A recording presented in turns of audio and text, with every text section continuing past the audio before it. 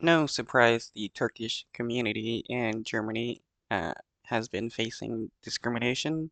Uh, there's tons of right-wingers in Germany, and anytime there's a right-winger, they're going to be racist towards anybody that they don't see as part of their nation. It's like in the United States, you got right-wingers that have nothing but hatred towards uh, anybody that they see to be a migrant in the United States. For the last 15 years, Aykut Karardic has been selling fruit and vegetables in the German capital. He runs a stall in Berlin's Kreuzberg district, a predominantly Turkish area. The rise of far-right parties worries him.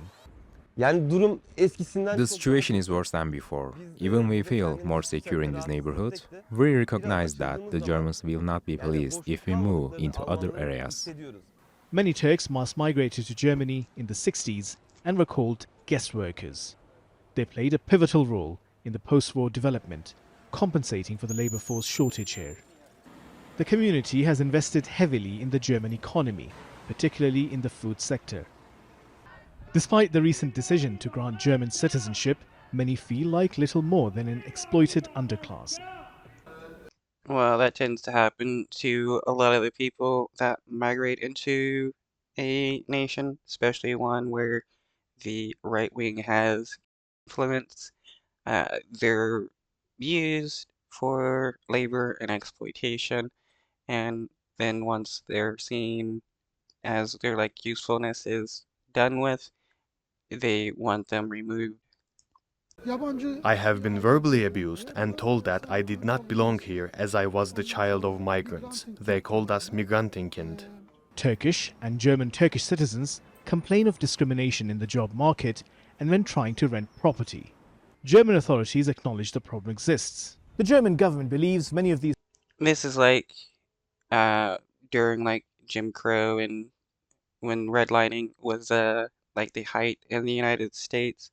Uh, Black people could only live in certain areas, and if they tried to rent properties in white-owned areas, they would be denied.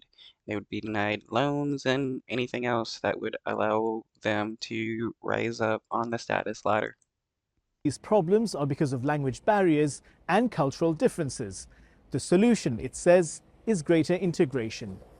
Some German politicians want minority groups to open up, interact more with the broader society, and take advantage of this country's integration programs.